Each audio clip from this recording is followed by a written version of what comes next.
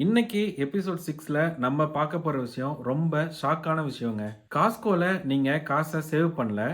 உங்க பாக்கெட்ல இருந்து காஸ்கோ எப்படி காசு எடுக்குறாங்க அப்படின்றத தான் நம்ம பார்க்க போறோம்.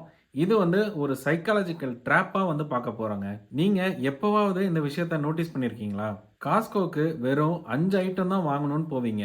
ஆனா பில்லு $250 மேல வந்திருக்கும். உங்க ஷாப்பிங் லிஸ்ட் சின்னது தான். ஆனா பில்லு மட்டும் ஏன் இவ்வளவு அதிகமா வந்துச்சு? இது கோஇன்சிடென்ஸ் இல்ல. இதுதான் காஸ்கோவோட டிசைன். நீங்க சேவ் பண்ணிட்டு வரல. உங்ககிட்ட இருந்து காஸ்கோ அதிகமா ஸ்பெண்ட் பண்ண வச்சிருக்காங்க. இன்னைக்கு இந்த மாய விலைய மொத்தமா நம்ம வந்து பிரேக் டவுன் பண்ண போறோம். வாங்க எபிசோட் 6க்குள்ள போலாம். விஷயம் காஸ்கோவோட கார்ட்டை பார்த்துருக்கீங்களா? அது ரொம்ப பெருசா இருக்குங்க. நார்மலா இருக்காது. நார்மலா சூப்பர் மார்க்கெட்ல வச்சிருக்க ஒரு கார்ட் சைஸோட டபுள் மடங்கு இருக்குங்க. இந்த கார்ட்ல நீங்க ஒரு 2 பொருள் எடுத்து போட்டீங்கன்னா உங்க மூளை சொல்லும், என்ன இவ்வளோ கம்மியா இருக்குது, இன்னும் 2 பொருள் எடுத்து போடு, அப்பதான் பார்க்க பெருசா இருக்கு அப்படின்னு சொல்லும். அது மட்டும் இல்ல, நீங்க காஸ்கோக்குள்ள போனீங்கன்னா எந்த ஒரு சைன் போர்டு எதுவுமே இருக்காதுங்க. ஏன்னா நீங்க ஒரு பொருளை தேடி அதிக நேரம் நடக்கணும் அப்படின்னு அவங்க நினைக்கிறாங்க.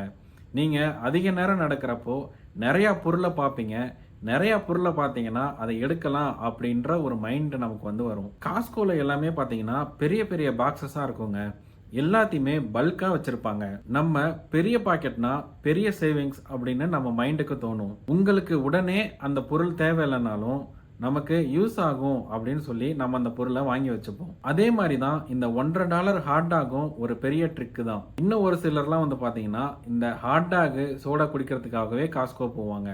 அந்த ஹாட் டாகும் சோடாவும் ரொம்ப சீப்பா வச்சு நம்ம மனசுல காஸ்கோனாலே சீப்பு தான், காஸ்கோனா நம்ம அதிகமாக சேவ் பண்ணலாம் அப்படின்ற ஒரு தாட்டை நம்ம மனசுக்குள்ள விதைச்சிருவாங்க. அதனால நம்ம உள்ள போகும்போது இங்க எல்லா பொருளும் சீப்பா தான் இருக்கும், நம்ம நிறைய சேவ் பண்ணலாம் அப்படின்னு நினைச்சிட்டு நம்ம உள்ள போவோம். காஸ்கோல ஒரு டூத் பேஸ்ட் எடுத்தீங்கன்னா அதுல 10 வகையான டூத் பேஸ்ட் இருக்காதுங்க. யூஸ்ஃபுல்லா 1 இல்லைன்னா 2 பிராண்டுக்குள்ள தான் வச்சிருப்பாங்க. இதனால உங்க பிரெயின் வந்து குழப்பமாகாம இந்த 2ல ஏதோ ஒன்று ஈஸியா நம்ம செலக்ட் பண்றதுக்கு ஃபாஸ்டா டிசைட் பண்ணுங்க. இந்த இடத்துல நம்ம என்ன நினைப்போம்னா, அவங்க ஆல்ரெடி 2 பெஸ்ட்டை தான் செலக்ட் பண்ணி வச்சிருக்காங்க, அந்த பெஸ்ட்ல இருந்து நம்ம ஒரு பெஸ்ட் எடுக்க போறோம் அப்படின்னு நமக்கு தோணுங்க. ஸோ ஒரு பொருளை நீங்க ஃபாஸ்டா எடுத்து ஃபாஸ்டா கார்ட்ல போடுவீங்க. அடுத்து பார்க்க போறது தான் பிக்கெஸ்ட் ட்ரிக்குங்க, ட்ரெஷர் ஹண்ட். நீங்க ஒவ்வொரு விசிட் போறப்பையும் அந்த பொருளை மாத்தி மாத்தி வச்சிருப்பாங்க. உடனே நம்ம பிரெயினுக்கு ஒரு பயம் வருங்க. இந்த டைம் இந்த பொருளை எடுக்கலன்னா நெக்ஸ்ட் டைம் இருக்காதோ அப்படின்ற மாதிரி நமக்கு ஒரு பயம் வந்துடும்.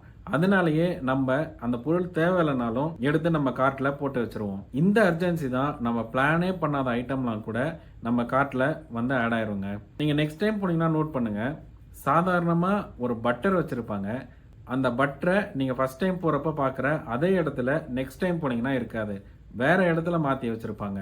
நம்ம ஆல்ரெடி பார்த்த மாதிரி மெம்பர்ஷிப் ஃபீயை வச்சு நமக்கு ஒரு ப்ரெஷர் தருவாங்கங்க. நம்ம ஆல்ரெடி காசு கட்டியாச்சு, ஸோ அதிகமாக ஷாப்பிங் பண்ணால் நம்ம அதிகமாக சேவ் பண்ணலாம் அப்படின்ற ஒரு எண்ணத்தை உருவாக்குறாங்க. அது மட்டும் இல்லாமல் அவங்களோட ஸ்கிரிக்லாண்ட் சிக்னேச்சர் ப்ராடக்ட் ஒரு ட்ரஸ்ட் லூப்பை வந்து கிரியேட் பண்ணுதுங்க. இது சேஃப் சாய்ஸ்னு டவுட்டே இல்லாமல் நம்ம டக்குன்னு எடுத்து கார்ட்டில் போடுற மாதிரி அவங்க கிரியேட் பண்ணி வச்சிருக்காங்க. அண்ட் காஸ்கோக்குள்ள வந்து பாத்தீங்கன்னா நிறைய ஃப்ரீ சாம்பிள்ஸ் வந்து கொடுப்பாங்க. டேஸ்டிங் கவுண்டர்ஸ்ல ஃப்ரீயா ஒரு பொருளை சாப்பிட்ட முடிச்ச உடனே நம்ம மைண்டு நமக்கு சொல்லும், எப்படா ஒரு பொருளை ஃப்ரீயா எடுத்து சாப்பிட்றது அப்படின்னு சொல்லிட்டு. அவங்க ஃப்ரீயா தந்தாங்க, நம்ம ஏதாவது ஒரு பொருளை வாங்கணும் அப்படின்னு உங்க மனசு ஃபோர்ஸ் பண்ணும். இதனால தாங்க உங்க கார்ட்டு இன்னும் கொஞ்சம் ஃபில் ஆகிறதுக்கு அதிக வாய்ப்பு இருக்கு. ரியல் சீக்ரெட் என்னன்னா, காஸ்கோ வந்து பிளாசியா ஆட் எல்லாம் போட மாட்டாங்க. அதுக்கு பதிலா அந்த ஸ்டோரையே அவங்க வந்து ஒரு மார்க்கெட்டிங் டூலா யூஸ் பண்றாங்க.